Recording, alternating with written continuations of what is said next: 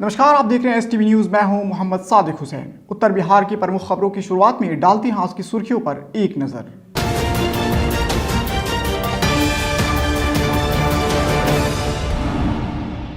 मोतिहारी में देर रात जिलाधिकारी ने ठंड से ठिठुर रहे गरीबों के बीच बांटा कंबल, जाना लोगों का हाल।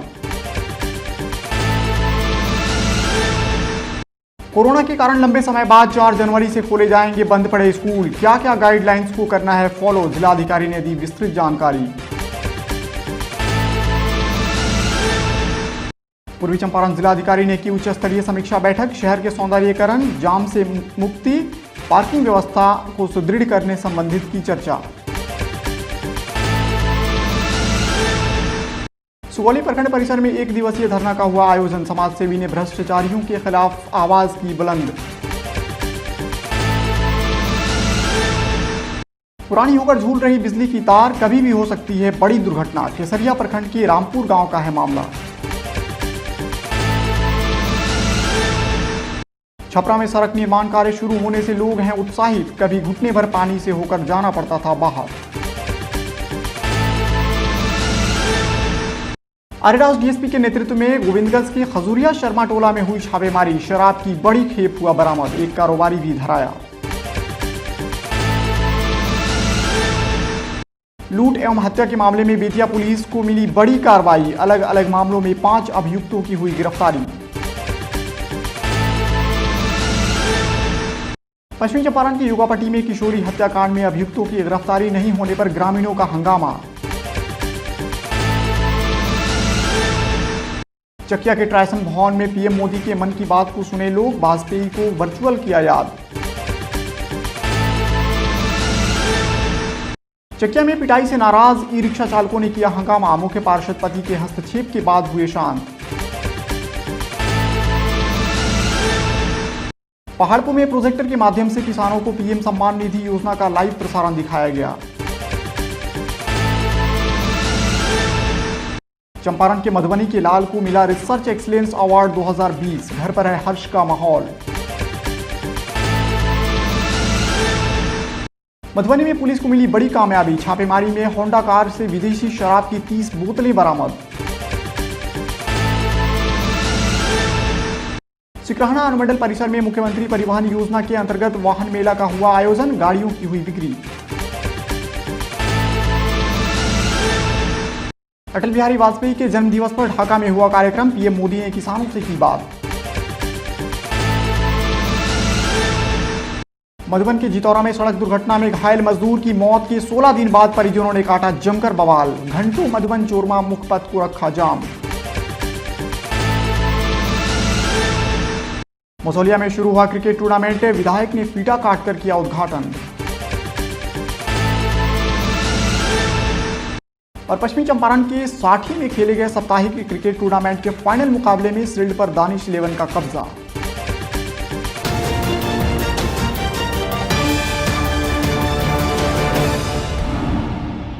कड़ाके की ठंड के बीच जिला प्रशासन की बड़ी पहल देखने को मिली है। पूर्वी चंपारण जिलाधिकारी शीर्षत कपिल अशोक देर रात सड़क पर दिखे। मोतिहारी शहर के विभिन्न चौक चौराहों पर ठंड से ठिठुर रहे गरीब असहाय लोगों के बीच कंबल का वितरण किया। डीएम के साथ सदर एसडीओ प्रियरंजन राजू सहित कई वरीय अधिकारी भी मौजूद रहे।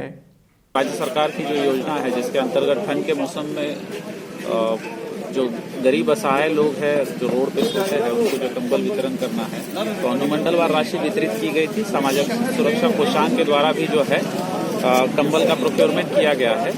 और रात के मौसम में आने का उद्देश्य यही है और रैंडमली जो बांटने का उद्देश्य यही है कि जो जेन्युइनली गरीब है वो जो रोड पे रहते हैं या जो साइकिल रिक्शा चलाते हैं, रेलवे स्टेशन पे सोते हैं, बस स्टैंड पे सो रहे हैं, या फिर जो बेगर्स है उनको आइडेंटिफाई करना आसान हो जाता है। तो इसीलिए ये अभियान चलाया जा रहा है। ये अनुमंडल स्तर पे और प्रखंड लेवल पे भी हम करेंगे। इस संदर्भ में जो है हम लोगों को 10 लाख रुपए पहले ही आवंटन आया है, अभी भी आवंटन आया है। मेरी बस यही गुजारिश रहेगी, अगर आपके नज़र में भी ऐसा कोई व्यक्ति है तो निश्चित हमको बताइए कि जहाँ पे कंबल बांटने की आवश्यकता है या अलाव की आवश्यकता है तो निश्चित हम वहाँ पे उपलब्ध करा रहे हैं और उपलब्ध कराएंगे। धन्यवाद।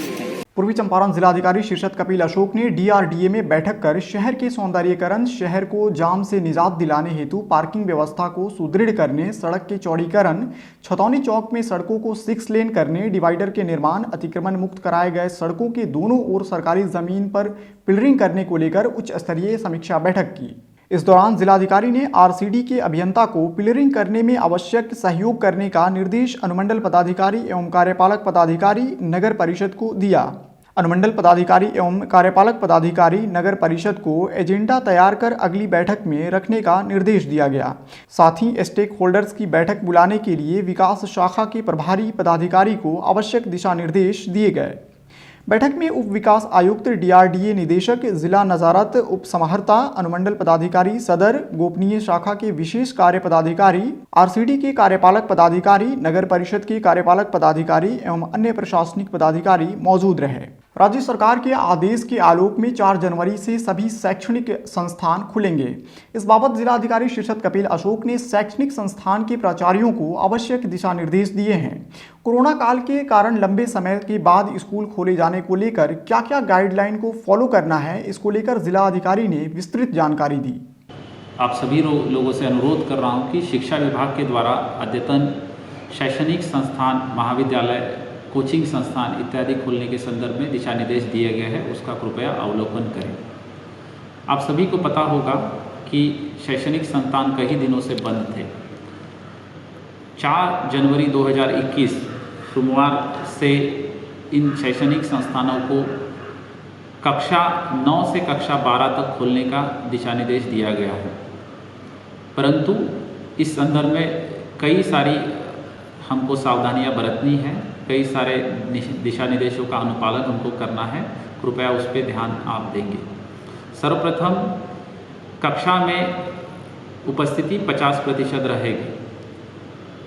जिस दिन 50% उपस्थिति है उसके अगले दिन दूसरे 50% छात्र जो छूटे हुए हैं वो आएंगे। छात्रों को क्लासरूम में आमंत्रित करने से पहले छात्रों के पालक, अभिभावक इन सब से एनओसी लेना, अनापत्ति प्रमाण पत्र प्राप्त करना अनिवार्य रहेगा। अगर कोई छात्र ऑनलाइन माध्यम से अपने घर से ही क्लासरूम अटेंड करना चाहेगा तो उनके लिए भी ये अनुमान्य रहेगा।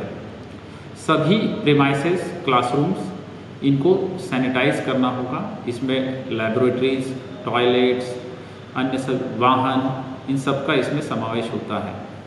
वाहन में भी जब छात्र आएंगे वो अनिवार्य रूप से मास्क पहनेंगे, वाहनों की खिड़कियां खुली रहेंगी। साथ ही में जो सोशल डिस्टेंसिंग है, 6 फीट की दूरी, उसका अनुपालन क्लासरूम में भी, प्रीमाइसेस में भी, जहाँ भी छात्र छात्राएँ भ्रमण करेंगी वहाँ पे आपको करना होगा। हैंड सैनिटाइजेशन, थर्मल स्क्रीनिंग ये स्कूल में अनिवार्य रहेगा। बस जो छात्रों को लाती है या जिस वाहन से वो आते हैं उसमें भी ये अनिवार्य रहेगा। कोचिंग संस्थान के लिए एक प्रस्ताव संबंधित कोचिंग संस्थानों को संबंधित जिला पदाधिकारी के पास भेजना पड़ेगा। उसमें स्टैगर्ड मैनर से जो है खोलने का निर्णय लिया गया है। उस प्रस्ताव का अनुपालन सोशल डिस्टेंसिंग और कोविड का जो प्रोटोकॉल है भारत सरकार और बिहार सरकार के द्वारा निर्धारित किया गया है, उसका अनुपालन किस तरीके से वो करते हैं उसका एक्शन प्लान उनको समर्पित करना होगा। तदोपरांत जो है शिक्षा विभाग के द्वारा जिला लेवल पर इस पर निर्णय लिया जाएगा। स्कूल कैंपस में पब्लिक एड्रेस सिस्टम का उपयोग किया जाएगा ताकि जो है सोशल डिस्टेंसिंग एवं कोविड संक्रमण ना हो, इसके लिए जो है उपयोग में इसको लाया जा सके। किसी तरीके की अगर आपको समस्या है शैक्षणिक संस्थान, महाविद्यालय, तो आप जिला शिक्षा कार्यालय में भी जाके अपना शिकायत दर्ज कर सकते हैं, वहाँ पे अपनी शंका को दूर कर सकते हैं। महाविद्यालयों के लिए अंतिम वर्ष के छात्राओं के लिए 4 जनवरी 2021 से जो है कक्षाएं शुरू करने का निर्णय लिया गया है। उनके लिए भी प्रथम दिन 50% और उसके अगले दिन 50%, मतलब एट ए टाइम जो है 50% उपस्थिति अनिवार्य रखने का निर्णय लिया गया है। यथासंभव जो हमारे छात्रावास है उसमें भी जो है कम से कम विद्यार्थी रहे। अगर कोई छात्र वहाँ रहना चाहते हैं तो सीनियरिटी के हिसाब से इसको प्रेफरेंस दिया जाए, या वैसे छात्र कि जिनके घर में इंटरनेट कनेक्टिविटी का इशू है, जो ऑनलाइन पद्धति से जो है शिक्षण प्राप्त नहीं कर पा रहे हैं किसी कारणवश, तो उनको प्राधान्य दिया जाए। जिला प्रशासन पूर्वी चंपारण आप सभी लोगों के साथ है। ये हम सभी लोगों के लिए एक अच्छी पहल है, अच्छी बात है, परंतु कोविड में सामाजिक दूरी बहुत आवश्यक है। ये छात्र छात्राओं से जो भारत के भविष्य के नागरिक हैं और लोकतंत्र को मजबूत बनाने के लिए वो आगे आएंगे, इनसे जुड़ा हुआ ये मसला है। तो सभी अभिभावक, सभी गार्डियंस, सभी शिक्षक, प्राध्यापक, कोचिंग संस्थान, महाविद्यालय, इनसे जुड़े हुए कर्मी, इन सभी से मेरा अनुरोध रहेगा कि आप जो शिक्षा विभाग बिहार सरकार के द्वारा जो गाइडलाइंस निर्गत की गई है उसका अक्षरशः अनुपालन करेंगे और जिला प्रशासन पूर्वी चंपारण को सहयोग करेंगे। चकिया स्थित ट्राइसन भवन में अटल बिहारी वाजपेयी की जयंती मनाई गई। इस दौरान भारत के किसानों के सामने वर्चुअल माध्यम से प्रधानमंत्री नरेंद्र मोदी ने उन्हें अपनी श्रद्धांजलि अर्पित की। इस अवसर पर पीएम मोदी ने कहा कि भारत हमेशा उनकी उत्कृष्ट सेवा और राष्ट्र की प्रगति के प्रयासों को याद रखेगा। पीएम मोदी ने कहा कि यह देश अटल जी के योगदान को कभी नहीं भुला सकता है।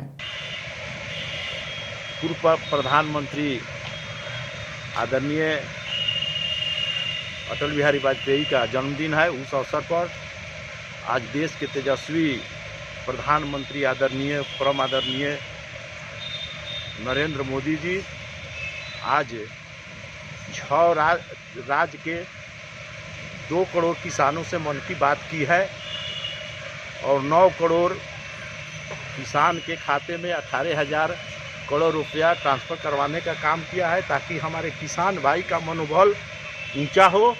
और जो आदरणीय प्रधानमंत्री नरेंद्र मोदी जी का सोच है कि हमारे देश के किसान का आमदनी दुगुना हो, उसी परिप्रेक्ष्य में कि किसान हमारे आगे बढ़ें और आमदनी दुगुना हो, ताकि आदरणीय प्रधानमंत्री नरेंद्र मोदी जी के जो सपना है उसको पूरा करें।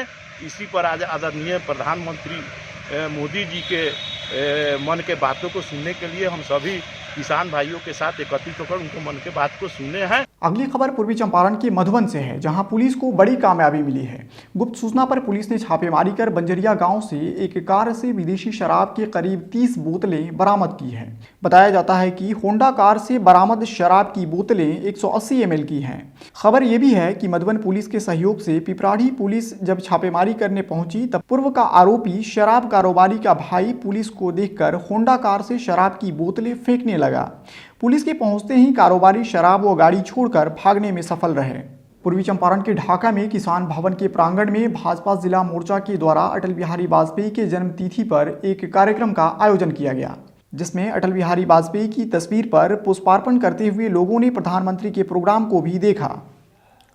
लाइव प्रोग्राम में पीएम ने किसानों से बात की और उनके खाते में पीएम सम्मान निधि का किस्त भी ट्रांसफर किया।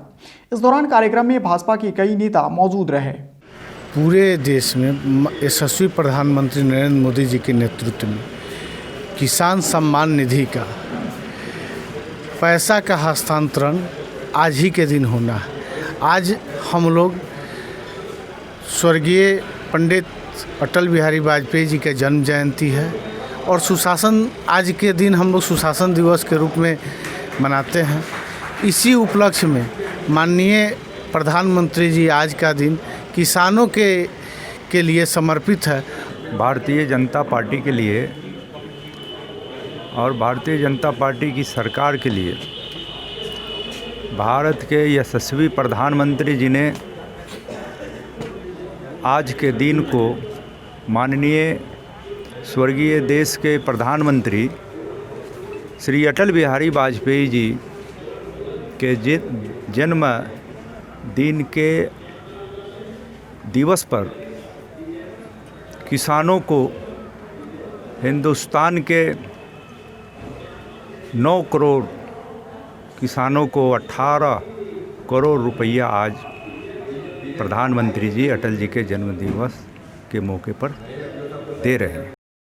इस प्रोग्राम का उद्देश्य है आज पंडित अटल बिहारी वाजपेयी जी जो भारत रत्न से सम्मानित हम लोग के प्रधानमंत्री रहे आज उनके जन्मदिन के शुभ अवसर पर नरेंद्र भाई मोदी का जो एक अपना विचार आया, उन्होंने जो सोच रखा था किसानों के प्रति, माननीय अटल बिहारी वाजपेयी जी ने KCC का शुभारंभ किया, जिससे किसान को लाभ मिल रहा है।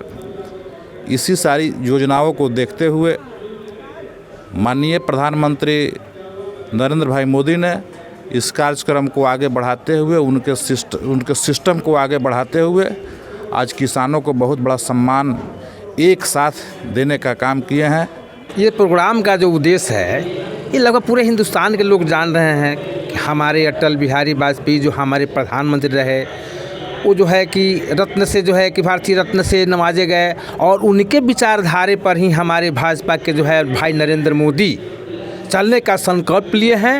सिकरहना अनुमंडल परिसर में मुख्यमंत्री परिवहन योजना के अंतर्गत अनुमंडल स्तरीय वाहन मेला का आयोजन किया गया, जिसमें 50% सब्सिडी के साथ कुल 45 गाड़ियों की बिक्री हुई, जिसमें अलग अलग क्षेत्र के लोगों ने अपने अपने स्वरोजगार के लिए गाड़ी खरीदा।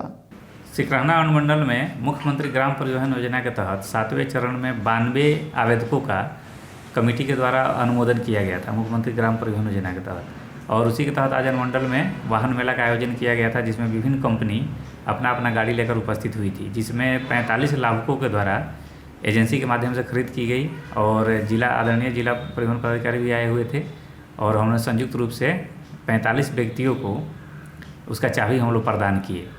और इसमें मुख्यमंत्री ग्राम परिवहन योजना के तहत है कि 50% सब्सिडी है, जो गाड़ी खरीदे हैं उसमें 50% तक सब्सिडी है, और यह सब्सिडी की राशि मैक्सिमम 1 लाख तक है।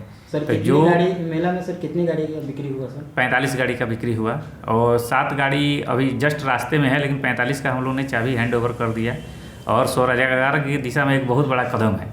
इसमें ऐसे भी स्टूडेंट थे या आवेदक थे जो ग्रेजुएशन और PG भी किए हुए हैं। सब लोग को हमने समझाया कि स्वरोजगार से जुड़ना है, और उनके अंदर एक स्वयं आत्मविश्वास की भावना पैदा होगी। इसके बाद अन्य मुद्रा लोन योजना है, चाहे अन्य जो भी योजनाएं हैं, उससे भी वो आगे बढ़ सकते हैं, इनके लिए एक बेस के रूप में काम करें। पूर्वी चंपारण के मधुबन के राजेपुर निवासी दीनानाथ प्रसाद व बेबी देवी के बड़े पुत्र राजीव कुमार फैशन डिजाइनिंग में कीर्तिमान कायम कर रहे हैं, जो इलाके के युवाओं के लिए प्रेरणादायक हैं। राजीव फिलहाल छत्तीसगढ़ राज्य के MIT यूनिवर्सिटी में फैशन डिज़ाइन टेक्नोलॉजी विभाग में सहायक प्रोफेसर हैं, जिन्हें इस वर्ष इंस्टीट्यूट ऑफ स्कॉलर ने रिसर्च एक्सीलेंस अवार्ड 2020 प्रदान किया है। इसके अलावे इन्हें इंस्टीट्यूट ऑफ स्कॉलर की बोर्ड में लाइफ टाइम अस्थायी सदस्य के रूप में शामिल किया गया है। इस उपलब्धि से परिवार व शुभचिंतकों में हर्ष का माहौल है। इसके साथ ही इंटरनेशनल जर्नल ऑफ मैनेजमेंट एवं सोशल स्टडीज़ में समीक्षा सदस्य भी नियोजन किए गए हैं। राजीव कुमार को यह अवार्ड 2017 में किए गए शोध प्राकृतिक एवं स्वास्थ्यवर्धक फैशन के कपड़ों के डिज़ाइन व इसमें गुणवत्तापूर्ण रिसर्च के लिए मिला है, जिसे राष्ट्रीय व अंतर्राष्ट्रीय स्तर पर वैज्ञानिकों द्वारा प्रशंसा मिली है। मधुबन के जितौरा में सड़क दुर्घटना में घायल मजदूर की मौत के 16 दिन बाद ग्रामीणों व परिजनों ने जमकर बवाल काटा। इस दौरान मधुबन चोरमा मुख्य पथ को लोगों ने घंटों जाम रखा। पुलिस के पहुंचने व मुखिया पति शंभू गुप्ता के समझाने पर मामला शांत हुआ। वहीं मृतक की पत्नी माया देवी के बयान पर मामला दर्ज हुआ है। उधर चकिया में पिटाई से नाराज ई-रिक्शा चालकों ने अपने अपने ई-रिक्शा के साथ थाना पहुंचकर नगर पंचायत व पिटाई करने वाले सूरज चौधरी के खिलाफ जमकर प्रदर्शन किया और पिटाई करने वाले व्यक्ति के विरुद्ध न्याय संगत कार्रवाई की मांग की। थाना के पास सड़क के दोनों किनारे ई-रिक्शा की लंबी कतारें लग गई, जिससे कुछ देर के लिए अफरा तफरी का माहौल कायम हो गया। सूचना पर पहुंचे नगर पंचायत मुख्य पार्षद के पति सह समाजसेवी ओम प्रकाश गुप्ता के हस्तक्षेप पर ई-रिक्शा चालक शांत हुए। बताया जाता है कि पिछले दिनों ई-रिक्शा चालक से नगर परिषद के टोकन के नाम पर 10 रुपया मांगा गया। चालक द्वारा इनकार करने पर अभद्र व्यवहार करने के साथ साथ उनकी पिटाई की गई। इस संबंध में ई-रिक्शा चालकों का कहना है कि नगर पंचायत कर्मी द्वारा टोकन के नाम पर रुपया मांगा जाता है और बदले में कोई रसीद नहीं दिया जाता है। नगर पंचायत कार्यपालक पदाधिकारी से पूछे जाने पर उन्होंने कहा कि मामला मेरे संज्ञान में नहीं आया है। मामले की तहकीकात कर न्याय संगत कार्रवाई की जाएगी। में लगाए हुए थे गाड़ी, सुबह का समय में 6:30 बजे जो मतलबा नहीं आता उस समय में सवारी के ऊपर से बैठा करके जा रहे हैं। तो हम पूछे कि कहाँ का सवारी बैठा है, कहाँ का सवारी बैठा है, तो कहे कि पुरन छपरा। हम कहे कि जब पुरन आपको सूचित किया गया हुआ है कि बास घाट पुरन छपरा चलने के लिए, तो पुरन छपरा का सवारी क्यों चलाए? फटाक दिन गाली दे दी है कि साले तुम रोकने वाला कौन होता है, तो इसी का लिए उनको चाबी ऑन कर दिए कि फासला हो जाएगा तो तुम सवारी लेकर के जाना। फैमिली लोग कहा है कि छोड़ दीजिए, जाने दीजिए, तो इनको छोड़ दे जाएगी या लेकर के चले जाए बस। क्या नाम है? जयप्रकाश सर। इंश्योरेंस देते हैं, हम लोग फिटनेस देते हैं, परमिट देते हैं सर, हम लोग हर चीज़ देते हैं, कागज मेंटेन बिहार सरकार को हम लोग हर चीज़ देते हैं, रोड टैक्स भी देते हैं। फिर भी सर हम लोगों को कमाने के लिए मतलब ये लोग ये कर दिए हैं कि बाजार से सवारी उठा के चले जा रहे हैं। हम लोग कुछ नहीं कमा पा रहे हैं, ये लोग कमा करके मतलब राजा हो गए, लेकिन हम लोग नहीं कमा पा रहे हैं। जी सर, रहीम। तो सर हम ये कहना चाह रहे हैं कि बिहार सरकार को सर हम लोग हर चीज़ दे रहे हैं, मेरे पास में कागज है, प्रूफ है, लेकिन ये लोगों के पास में कुछ भी नहीं है। फिर भी ये लोग हम लोग कहाँ जाएंगे सर, हम लोग कहाँ जाए, किससे फरियाद करें, इसका डिसाइड मतलब के बिहार सरकार को करना है। पूर्वी चंपारण जिला अंतर्गत अरेराज अनुमंडल क्षेत्र के पहाड़पुर प्रखंड के कृषि विज्ञान केंद्र परसौनी में प्रधानमंत्री पीएम सम्मान निधि योजना से लाभान्वित प्रगतिशील किसान परिवार के खाते में किस्त हस्तांतरण कार्यक्रम का लाइव प्रसारण किया गया। कार्यक्रम का शुभारंभ मुख्य अतिथि गोविंदगंज विधायक सुनीलमणि तिवारी, केंद्रीय कृषि विश्वविद्यालय पूसा के डॉक्टर मधुसूदन कुंडू द्वारा संयुक्त रूप से दीप प्रज्वलित कर किया गया। इस दौरान प्रधानमंत्री नरेंद्र मोदी ने देश के अलग अलग राज्यों के किसानों से उनकी समस्याओं को लेकर वीडियो कॉन्फ्रेंसिंग से सीधे बात की। प्रधानमंत्री ने कहा कि सुशासन का ज्वलंत उदाहरण आज आपको देखने को मिल रहा है। आज के ही दिन 1924 में हमारे पूर्व प्रधानमंत्री भारत रत्न स्वर्गीय अटल बिहारी वाजपेयी का जन्म हुआ था। आज ही उनका जन्मदिन है। हम उनके जन्मदिन पर उनके चरणों में शत नमन और प्रणाम करते हैं। आज आप यहाँ पर जो आए हुए हैं, हमारे प्रधानमंत्री जी का भाषण आपने सुना, देखा। प्रधानमंत्री का लक्ष्य है कि किसान का आय दुगुना हो। किसान का आय दुगुना कैसे हो, हम पूछ रहे हैं कि जैसे कि आप देखें कि प्रधानमंत्री जो 2,000 रुपया आपके खाता में डाले हैं, किसान निधि जो डाला गया है, इसमें आपको 4-4 महीनों पर यानी साल में 6,000 रुपया। प्रधानमंत्री किसान के बारे में सोचने वाला प्रधानमंत्री है। आप किसान बिल का विरोध करने वाला वही लोग हैं जो 30 साल के पहले जो सत्ता में थे और वो किसान के बारे में नहीं सोचते। किसान का बिल का विरोध पंजाब और हरियाणा के वैसे लोग करते हैं जो मंडी पर अपना अधिपत्य जमाए हुए हैं। पश्चिमी चंपारण के युगापट्टी थाना क्षेत्र के गजना गांव के सरेह में एक सप्ताह पूर्व गला रेतकर हत्या मामले में युगापट्टी थाना की पुलिस ने एक भी आरोपी को गिरफ्तार नहीं कर पाई है। आरोपियों की गिरफ्तारी नहीं होने से नाराज ग्रामीणों ने युगापट्टी थाना गेट पर पहुंचकर बेतिया नवलपुर मुख्य सड़क को जाम कर दिया। वहीं पुलिस के खिलाफ नारेबाजी करते हुए टायर भी जलाई। घंटों चले इस सड़क जाम और नारेबाजी को स्थानीय प्रबुद्ध लोगों और पुलिस पदाधिकारियों के समझाने बुझाने के बाद आरोपियों की एक सप्ताह के अंदर गिरफ्तारी के आश्वासन के बाद ग्रामीण शांत हुए। वहीं खबर यह भी है कि सड़क जाम में शामिल लोगों को समझाने व शांत कराने के दौरान नवलपुर थाना के एएसआई रामचरित्र सिंह को भीड़ ने धक्का मुक्की के साथ हाथापाई भी की। मृतक किशोरी यादव की पत्नी पुतुल देवी ने आरोप लगाया कि पुलिस हत्या के एक सप्ताह बाद भी अब तक आरोपियों की गिरफ्तारी नहीं हो सकी है। यही बोल कर दिया जो निर्दोषी लोग के जो ऊपर फंसा दिया और पुलिस जो मर्डर केस का अगर पकड़ के या उसको छोड़ दी आ दूसरा का लिखा उनको तो भाई भौजाई उनकर मुंह लेबा हिस्सा बखरा खातिर रोड इंसाफ कराओ खातिर मामला का धैला रहले उ छोड़ दहले काहे छोड़ दहनी लोग वो आदमी पकड़ाइल वो आदमी काहे छूट गइल फेर कहिया धइल स्थानीय पुलिस कहिया ई घटना घटले 7 दिन हो गए वो परसों का छोड़ लेबै प्रशासन ना खोज पूछ कोइलो अब ये वाला लेना आइल पर रोड काहेला जाम रोड जाम करोन है बाद में तो प्रशासन पूछल का मांग बड़ बोलो हमनी के मांग बा कुत्ता या एथी चक्कू के रीत पर जांच होकर अभी आज तक लेना। पश्चिमी चंपारण के बेतिया में अपराध और अपराधियों पर लगाम लगाने के लिए पुलिस की बड़ी पहल देखने को मिली है। पुलिस अधीक्षक उपेंद्र नाथ वर्मा ने अलग अलग मामलों में 5 अभियुक्तों की गिरफ्तारी करके एक बड़े स्तर के अपराध का उद्भेदन किया है। पुलिस अधीक्षक ने एक विशेष टीम गठित कर अंतर्राष्ट्रीय स्तर के लूट और हत्या के 5 अभियुक्तों को लूट की राशि, चरस, 9mm पिस्टल, देसी कट्टा, मोटरसाइकिल और 8 मोबाइल फोन के साथ गिरफ्तार किया है। गिरफ्तार अपराधियों ने पूछताछ में कई खुलासे किए हैं। खुलासे के बाद पुलिस के कान खड़े हो गए हैं। चरस भी बरामद किया गया है जो 2 किलो से कुछ कम है। पिस्टल 9mm, एक पिस्टल जो मर्डर की घटना में जो गोपालगंज के एक युवक की यहाँ मनुआ पुल थाने में हत्या कर दी गई थी, उसमें जो पिस्टल का प्रयोग किया गया था वो पिस्टल बरामद हुआ है। देसी कट्टा भी बरामद किया गया है जिसके बैरल में फायर किया हुआ खोखा भी था और वो भी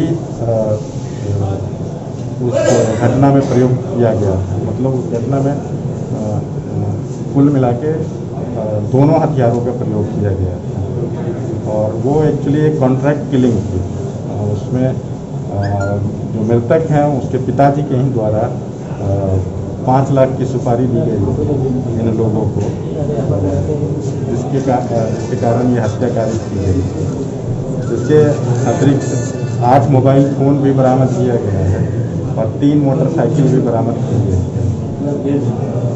तो कुल मिला के ये एक इंटरस्टेट गैंग ऑपरेट कर रहे थे, पिछले कई सालों से फरार थे और लगातार ये लोग मूवमेंट और ये लोग घटनाएं कर रहे हैं।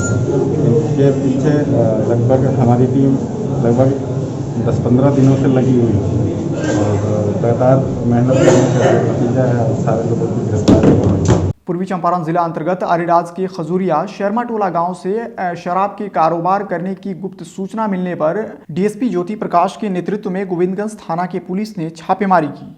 इस दौरान पुलिस ने लगभग 225 कार्टून शराब बरामद की। वहीं पुलिस ने एक शराब कारोबारी को भी गिरफ्तार किया। गिरफ्तार कारोबारी की पहचान खजूरिया शर्मा टोला गांव के ही रुपेश शर्मा के रूप में हुई है। डीएसपी ज्योति प्रकाश ने बताया कि शर्मा टोला गांव के राकेश शर्मा के घर में शराब की बड़ी खेप रखने की गुप्त सूचना मिली थी। सूचना पर तुरंत छापेमारी की गई। इस दौरान 225 कार्टून इंपीरियम ब्लू शराब बरामद हुई है। गोविंदगंज पुलिस ने मौके पर ही रुपेश को दबोच लिया। वहीं अन्य कारोबारी भागने में सफल रहे। वर्षों से बुनियादी सड़क जैसी सुविधाओं से महरूम रहे, भीषण जल जमाव के शिकार रहे छपरा जिले के सौढ़ा पंचायत के वार्ड नंबर 12 में जारी सड़क निर्माण को लेकर लोग बेहद उत्साहित नजर आए। लोगों ने बताया कि जिला मुख्यालय से काफी नजदीक का पंचायत होकर भी इस वार्ड में सड़क की सुविधा नहीं थी। जल जमाव के कारण लोगों का अपने घरों से निकलना भी दूभर था। बरसात में सड़क पर जमा घुटने भर पानी से होकर निकलना एक बड़ी चुनौती थी। अब सड़क का निर्माण कार्य आरंभ होना इस वार्ड के लोगों के लिए बड़ी राहत की बात है। हाँ, यहाँ के जो निवासी हैं बहुत खुश हैं इस रोड से। लोग भी एग्जाम्पल है रोड बन रहा है नो, सारा पंचायत का 1 नंबर का रोड जो है ये एग्जाम्पल बनेगा इस पंचायत का। वर्षों बाद हम लोग उम्मीद लगाए थे कि अब बनेगा। हर एक किसी के पास गए, मुखिया जी के पास भी गए।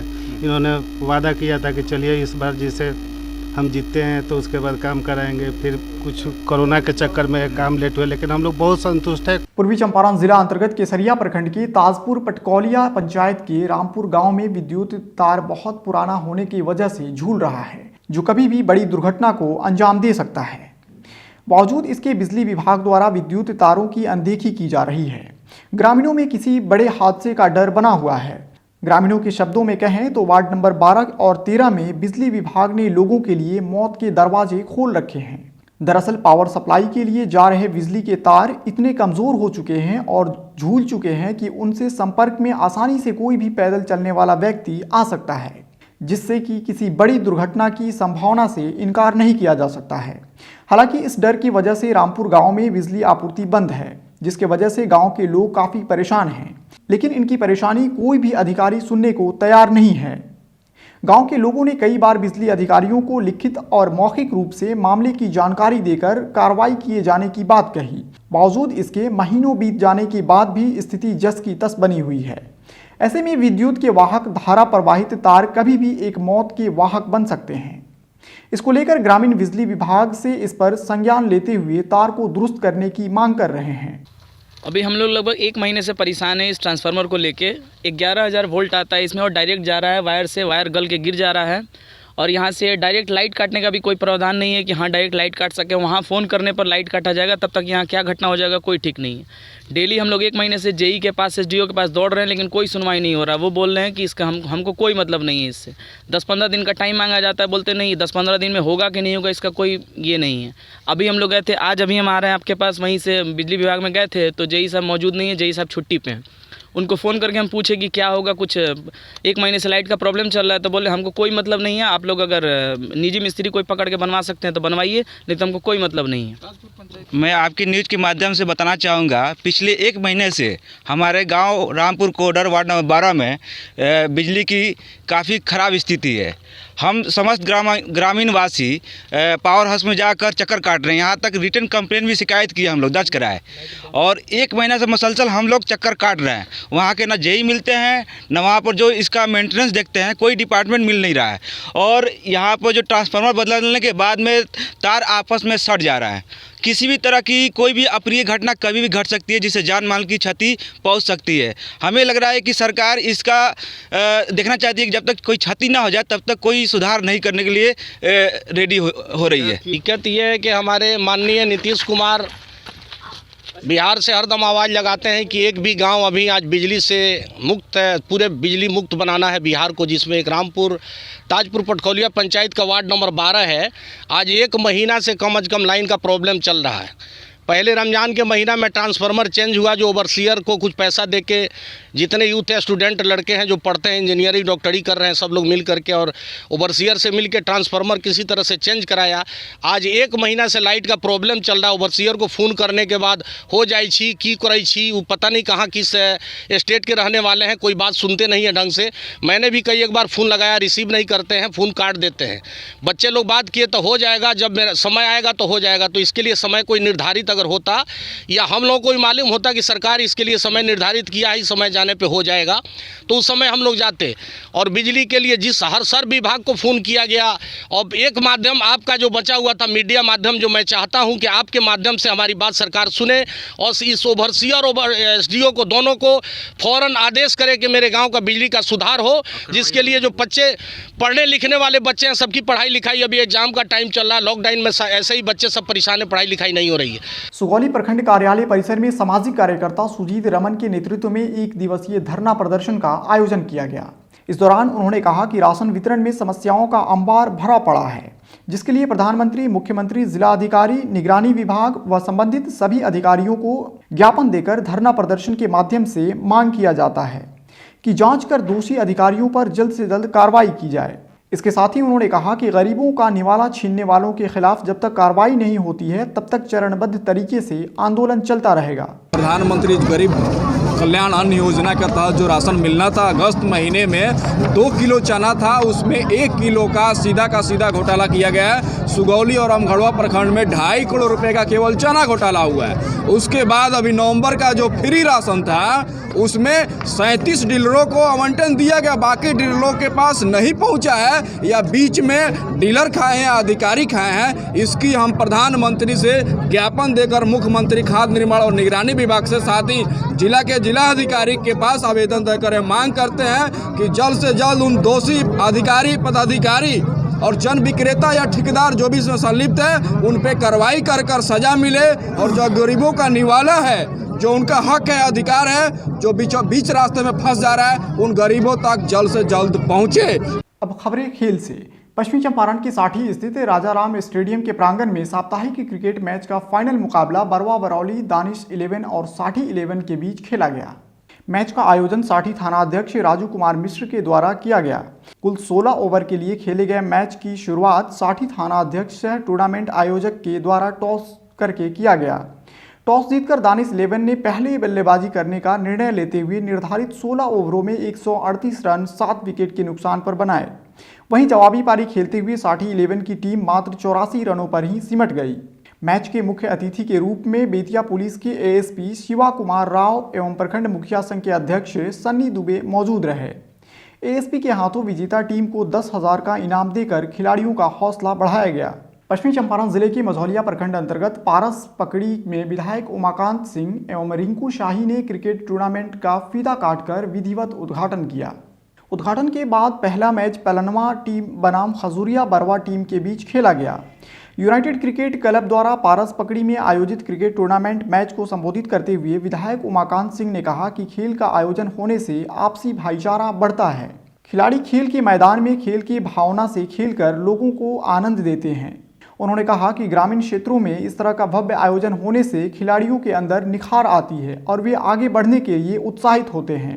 इस मौके पर शेख मुस्तफ़ा, तीजा यादव, मंटू प्रसाद, जितेंद्र भगत, रौनक सिंह, विकास पासवान सहित कई लोग उपस्थित रहे। आज के लिए बस इतना ही। एसटीवी न्यूज़ में प्रसारित होने वाली खबरें, प्रोग्राम्स आप जीटीपीएल के चैनल नंबर 985 और डीएन के चैनल नंबर 155 के साथ साथ आप अपनी सुविधा अनुसार मोबाइल फ़ोन पर भी देख सकते हैं। अगर आप हमें यूट्यूब के माध्यम से देखना चाहते हैं तो एसटीवी न्यूज़ के ऑफिशियल यूट्यूब चैनल को सब्सक्राइब करें और बेल आइकन्स को दबाकर ताज़ा वीडियोज़ की नोटिफिकेशन प्राप्त करें। फेसबुक पर जुड़ने के लिए एसटीवी न्यूज़ के फेसबुक पेज को लाइक करें और ट्विटर पर एसटीवी न्यूज़ को फॉलो करें। तमाम लेटेस्ट अपडेट के लिए देखते रहिए उत्तर बिहार का सबसे तेज़ी से उभरता हुआ न्यूज़ चैनल एसटीवी न्यूज़, सच की आवाज़। नमस्कार।